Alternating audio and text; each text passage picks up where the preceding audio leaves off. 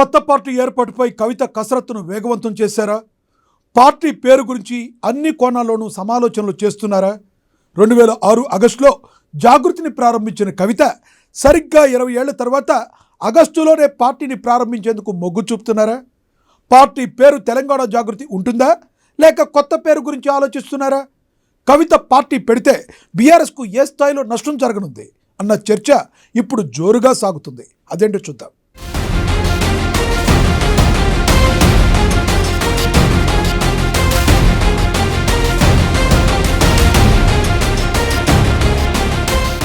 రాజకీయాల్లో సాధారణంగా ఎన్నికలకు ముందు కొత్త పార్టీలు వస్తుంటాయి. కొన్ని పార్టీలే ఆరంభానికి ముందు నుంచే చర్చకు ఊతమనిస్తాయి. కవిత పార్టీ గురించి సేమ్ అలాంటి డిస్కషనే జరుగుతుంది. తెలంగాణ అసెంబ్లీ ఎన్నికలు 2028లో ఉన్నాయి. ఎలక్షన్స్కు చాలా టైం ఉంది. అయినప్పటికీ కవిత మాత్రం ఎమ్మెల్సీ పదవిని వదులుకుని మరీ కొత్త పార్టీ దిశగా అడుగులేస్తున్నారు. ముఖ్యంగా బీఆర్ఎస్ గ్రాఫ్ రోజు రోజుకు తగ్గిపోతున్న తరుణంలో ఆమె కొత్త పార్టీ గురించి ఆలోచన చేయడం చర్చనీయాంశంగా మారింది.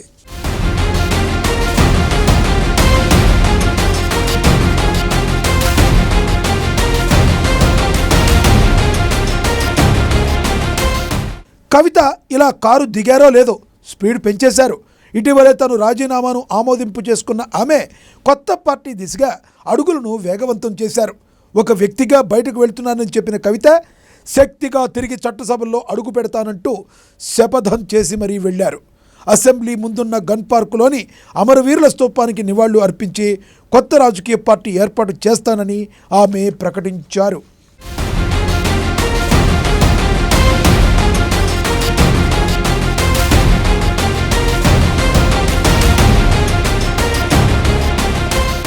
వచ్చే అసెంబ్లీ ఎన్నికల్లో సొంత పార్టీ ద్వారానే పోటీ చేస్తామన్నారు కవిత.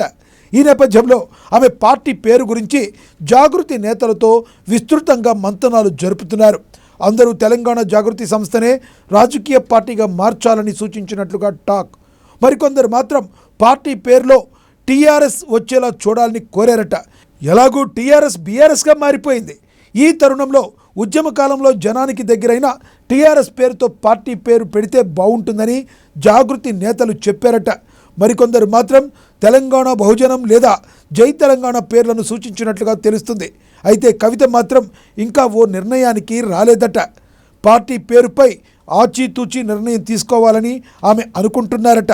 ఆ దిశగా జాగృతి నాయకులతో పాటుగా మేధావులు, విద్యావేత్తలు, రాజకీయ విశ్లేషకులు లాంటి వారితో కవిత సంప్రదింపులు జరుపుతున్నట్లుగా తెలుస్తుంది. అందరి అభిప్రాయాలను తీసుకున్న అనంతరమే పార్టీ పేరు ఫైనల్ అయ్యే అవకాశం ఉన్నట్లుగా ప్రచారం జరుగుతుంది.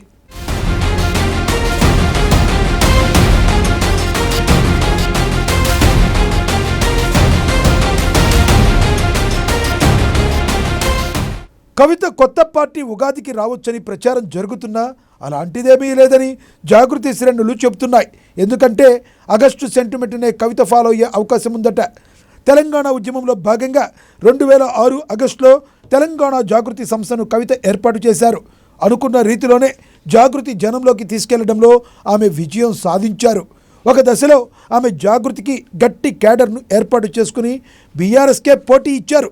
జాగృతికి ప్రతి జిల్లాలోనూ క్యాడర్ ఉంటే కొన్ని జిల్లాల్లో గులాబీ పార్టీకి గట్టి క్యాడరే లేరన్న మాట కూడా అప్పట్లో వినిపించింది. అందుకే ఆగస్టు సెంటిమెంట్ను ఫాలో అవుతూ అదే నెలలో రాజకీయ పార్టీని ప్రారంభించేందుకు కవిత మొగ్గు చూపుతున్నట్లుగా చెబుతున్నారు.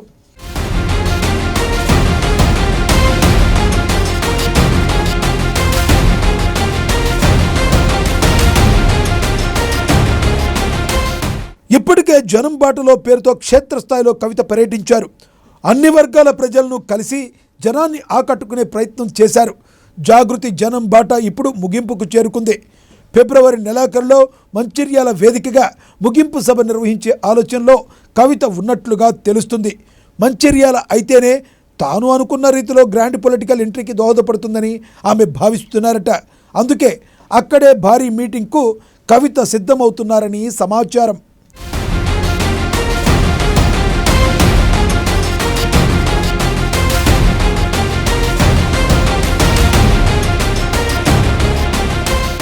ఉత్తర తెలంగాణలో ఒకప్పుడు ఓ వెలుగు వెలిగిన బీఆర్ఎస్ క్రమంగా బలహీనపడింది.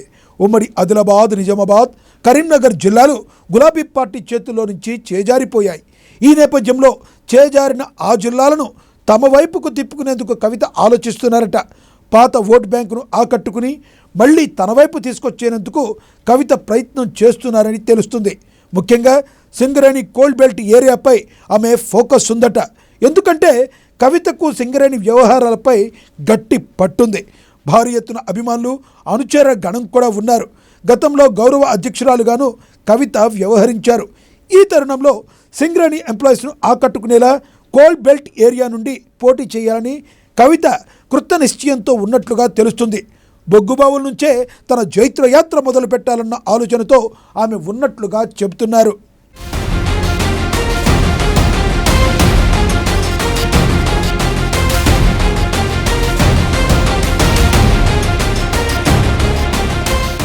మంచిర్యాల నుంచి కవిత వచ్చే ఎన్నికల్లో పోటీకి సిద్ధమవుతున్నట్లుగా ప్రచారం జరుగుతుంది. అందుకే అక్కడ జాగృతి కేడర్ యాక్టివ్ అయినట్లుగా తెలుస్తుంది. ఇప్పటికే జాగృతి శ్రేణులు సింగరేణి ఉద్యమాలతోనూ టచ్లోకి వచ్చారట. మంచిర్యాల నియోజకవర్గంలోనూ క్షేత్రస్థాయిలో జాగృతి మాటే వినిపిస్తుందని, అందుకేనని టాక్. కుదిరితే మంచిర్యాల లేదా జగిత్యాల, అది కుదరకపోతే గ్రేటర్ పరిధిలోని మల్కాజ్గిరిపై కవిత ఫోకస్ ఉందని టాక్. మొత్తంగా కవిత పార్టీ పెడతారని చెప్పగానే అందరికంటే ముందు బీఆర్ఎస్లో షివరింగ్ మొదలైందని చెప్తున్నారు. అసలే పార్టీకి గడ్డుకాలం నడుస్తుంది. ఈ తరుణంలో హైకమాండ్ తీరుతో విసిగిపోయిన కేడర్ కవిత వైపు వెళితే బీఆర్ఎస్కు భారీ నష్టం తప్పదు. అందుకే అలాంటి నేతలు కేడర్ను ఎలా కాపాడుకోవాలో తెలియక పార్టీ అధినాయకత్వం తలలు పట్టుకుంటుందట. కవిత పార్టీతో అందరికంటే ఎక్కువ నష్టం బీఆర్ఎస్కే జరగబోతుందని ఆ పార్టీ లెక్కలు వేసుకుంటున్నట్లుగా తెలుస్తుంది. ఆ దిశగా కవితతో జరిగే నష్టాన్ని ఎలా భర్తీ చేసుకోవాలని సమాలోచనలు జరుగుతున్నాయట. ఏదేమైనా ఒకటి మాత్రం పక్కా, కవిత పార్టీ పెడితే బీఆర్ఎస్కు నష్టం తప్పదు. ఇప్పుడు గులాబీ పార్టీ ముందు ఒకటే ఆప్షన్ ఉంది, నష్టాన్ని ఎదుర్కోవడం తప్ప తప్పించుకునే అవకాశమే లేదు. ఇది స్వయంకృత అపరాధమేనన్న మాట వినిపిస్తుంది.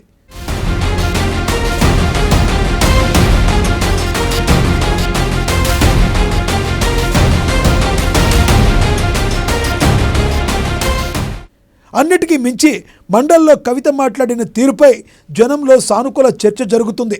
ఒక ఆడబిడ్డకు బీఆర్ఎస్ హైకమాండ్ అన్యాయం చేసిందన్న వాదన జనంలో చాలా బలంగా వెళ్ళింది. మండలిలో తనకు వచ్చిన అవకాశాన్ని సద్వినియోగం చేసుకుని తన వాదనను బలంగా వినిపించడంలో కవిత సక్సెస్ అయ్యారని అందరూ అంగీకరిస్తున్నారు. మండల్లో కవిత ఫేర్వెల్ స్పీచ్ ఖచ్చితంగా బీఆర్ఎస్కు నష్టం చేకూర్చేదన్న టాక్ నడుస్తుంది.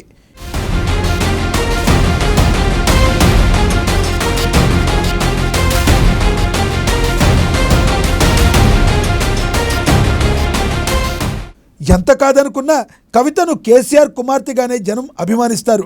కాబట్టి బీఆర్ఎస్కు దూరం అవుతున్నారన్న వర్గాలు కవిత వైపు మొగ్గు చూపే అవకాశం ఉంది. అలా గులాబీ పార్టీ ఓటు బ్యాంకుకు ఆమెతో భారీగా నష్టం తప్పేలా లేదు. మరి ఈ నష్టాన్ని గులాబీ శ్రేణులు ఎలా భర్తీ చేస్తారు? కవితను ఎదుర్కొంటారా లేక మా వల్ల కాదంటూ చేతులెత్తేస్తారా అన్నది మాత్రం వేచి చూడాలి.